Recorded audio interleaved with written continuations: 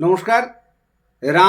রামনবমী এবং তার সঙ্গে বাংলার মানুষের যোগাযোগের এই পর্বে আপনাদের স্বাগত জানাচ্ছি।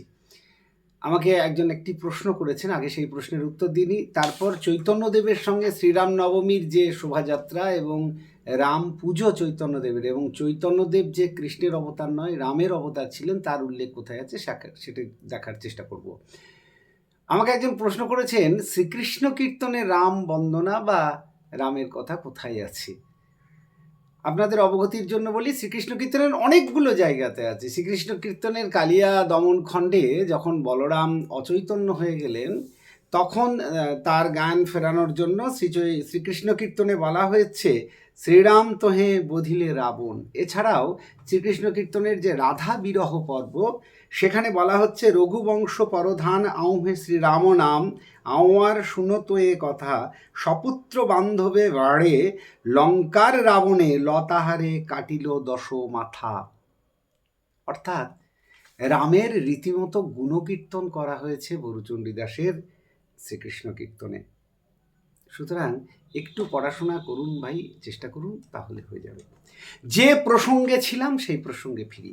সাধারণভাবে আমরা জানি যে চৈতন্যদেব শ্রীকৃষ্ণের অবতার, একেবারেই নয়। চৈতন্যদেব শ্রীকৃষ্ণ এবং রামের দ্বৈত অবতার, অর্থাৎ রাম এবং কৃষ্ণ দুজনের একত্র অবতার হচ্ছেন শ্রী চৈতন্যদেব। প্রমাণ কি? প্রমাণ হচ্ছে যে চৈতন্য ভাগবত, বৃন্দাবন দাসের যে চৈতন্য ভাগবত, সেই চৈতন্য ভাগবতের বর্ণনা অনুসারে যখন তার পার্ষদ পরিকররা রাম পূজা করতেন, অনেকে মুরারিগুপ্ত সহ, তাদেরকে শ্রীচৈতন্যদেব রামের যে মূর্তি অর্থাৎ রাম রূপ দেখিয়েছিলেন। চৈতন্য ভাগবতে তার বর্ণনায় বলা হচ্ছে, অপূর্ব সরভুজ মূর্তি কোটি সূর্যময়, দেখি মূর্ছা গেলা সার্বভৌম মহাশয়। অর্থাৎ শ্রীচৈতন্য যখন তার পার্ষদ পারিকর বাসুদেব সার্বভৌমকে দেখান যে তিনি রাম, তখন তিনি তার সেই রাম মূর্তি দেখে অজ্ঞান হয়ে যান। তার পরবর্তীকালে শ্রীচৈতন্যের এই সরভুজ যে মূর্তি, যেখানে হাতে ধনুর্বাণ বাঁশি নিয়ে যে মূর্তি তৈরি হয়েছিল, সেখানে 6টা হাত ছিল। অর্থাৎ শ্রীচৈতন্যের মৃত্যুর অব্যবহিত পরে শ্রীচৈতন্যকে রাম এবং কৃষ্ণের একত্র মূর্তি হিসাবে পুজো করা হতো। এখন প্রশ্ন হচ্ছে, তারপরেও আমরা জানি যে জয়ানন্দ, যিনি চৈতন্য মঙ্গল লিখেছিলেন, তার বাড়ির যিনি কুলদেবতা ছিলেন তিনি কিন্তু রাম। অর্থাৎ চৈতন্যদেবের সময়কালীন রামের পূজা প্রচলিত ছিল, এমনকি চৈতন্যদেবকে রামের অবতার হিসাবে বেশি ধরা হতো। এখন প্রশ্ন হচ্ছে যে মুরারিগুপ্ত, চৈতন্যদেবের যিনি প্রধান শিষ্য ছিলেন, তিনি রামের একটি স্তুতি লিখেছিলেন, এবং সেই হনুমান এবং রামের স্তুতি শুনে কি বলছেন চৈতন্যদেব? চৈতন্য ভাগবতের বর্ণনা অনুসারে, এই মতো অষ্টশ্লোক আপনার কৃত পরিরা মুরারি রাম মহিমা অমৃত, শনিতুষ্ট হই তবে শ্রীগৌর সুন্দর, পাদপদ্ম দিলা তার মস্তক উপর, শুনগুপ্ত তুমি এই আমার প্রসাদে, জন্ম জন্ম রাম দাস হও নির্বিবাদে।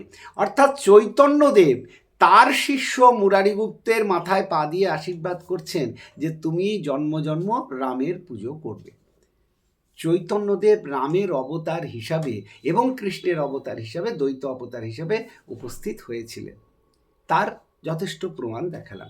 এখন প্রশ্ন হচ্ছে, যে চৈতন্যদেব রামের অবতার, হাতে ধনুর্বাণ নিয়ে যার প্রচুর মূর্তি একসময় ছিল, সেই চৈতন্যদেব নেহাত আচুপুচু কৃষ্ণের অবতার হয়ে গেলেন কি করে? এত নরম নরম কৃষ্ণের অবতার হয়ে গেলেন কি করে? আসলে এটাই বাঙালি চরিত্র। দুর্গা ওই রকম একটা ভয়ঙ্কর রূপ, যার বর্ণনা আমরা পাই, জটাজুট সমাযুক্তাং অর্ধেন্দুকৃত শেখরান, যার কাজই ছিল মহিষাসুরকে বধ করা, সেই দুর্গাকে আমরা শিবকে ভিখারি করে দুর্গার কাছে ভিক্ষা করিয়েছি, নেহাত বাড়ির মেয়ে করে। যে শিব মঙ্গলের প্রতীক ছিল তাকে আমরা গাঁজার কোলকে ধরিয়েছি। এটা বাঙালি চরিত্র। অর্থাৎ আমরা যখন দেবতাদের মতো হতে পারি না, তখন দেবতাদেরকে আমাদের মতো বানিয়ে নিই। শ্রীচৈতন্য, যিনি একই সঙ্গে রাম এবং কৃষ্ণের মূর্তি দেখিয়েছিলেন, একই সঙ্গে যার মধ্যে বীরত্বের ভাব এবং ভক্তির ভাব ছিল, সেটা আমাদের সহ্য হয়নি, আমাদের বৈষ্ণবদের সহ্য হয়নি। যার ফলে আমাদের বাঙালি বাবাজিরা, গুরুজিরা, আমাদের যারা কৃষ্ণ ভক্তি পরায়ণ যারা আছেন, তারা শ্রীচৈতন্যের ওই রূপ থেকে রামটাকে বাদ দিয়ে দিলেন, বীরত্বটাকে বাদ দিয়ে দিলেন, দিয়ে বললেন কাঁদতে থাকো, কেঁদে কেঁদে যা হয়। যার ফলে আমরা সেই শ্রীচৈতন্যকে পেলাম যিনি শুধু কেঁদে বেড়ায়। অথচ শ্রীকৃষ্ণের চরিত্রে রামের বীরত্বভাব, রামের পুজো এবং রাম নাম নিয়ে যে শোভাযাত্রা, কৃষ্ণ কেশব কৃষ্ণ কেশব কৃষ্ণ কেশব পাহিমাম, রাম রাঘব রাম রাঘব রাম রাঘব রক্ষমাম, এটাই তো শ্রীচৈতন্য মূলত বাংলায় রাম নামের শোভাযাত্রা এবং মিছিলের প্রবর্তক, এটা বলা যায়। সুতরাং সকল কৃষ্ণ ভক্ত যারা বলেন কৃষ্ণ রামে ভেদ আছে, সেগুলোও সব মূর্খ। শুধু কলকাতার বুদ্ধিজীবীরা একা মূর্খ নয়, চৈতন্যকে যারা এইভাবে উপস্থাপিত করেছেন তারাও সমানভাবে মূর্খ। চৈতন্যদেবের জীবনী পড়ুন। এবং আরও একটা উল্লেখ্য, সেটা হচ্ছে যেরকম বৈষ্ণব পদাবলী, বৈষ্ণব কীর্তন গান লেখা হয়েছিল চৈতন্য যুগের পরবর্তী সময়ে, মানে অব্যবহিত পরবর্তী সময়ে, প্রচুর রাম সংকীর্তন এবং রাম পদাবলী লেখা হয়েছিল। অর্থাৎ একা যে কৃষ্ণ পদাবলী বা কৃষ্ণ কীর্তন বা এখন যে কীর্তন আমরা শুনি সেটা লেখা হয়েছিল সেটা নয়, একটা সময়ে প্রচুর পরিমাণে শ্রীরাম পদাবলী এবং শ্রীরাম সংকীর্তনও লেখা হয়েছিল, যার সঙ্গে চৈতন্যের যোগাযোগ ছিল। সুতরাং চৈতন্যের সময় থেকে এই যে 500-600 বছর ধরে নিরবিচ্ছিন্নভাবে রামের নামে শোভাযাত্রা, রামনবমী পালন, রামের পুজো প্রচুর হয়ে আসছে। এরপরে আমি চেষ্টা করব পশ্চিমবঙ্গের কোথায় কোথায় অন্তত 400 বছর ধরে রামনবমীর শোভাযাত্রা হয়, দোল হয়, তার বিস্তারিত বর্ণনা আপনাদের কাছে দেবার। প্রত্যেকে ভালো থাকুন, সুস্থ থাকুন।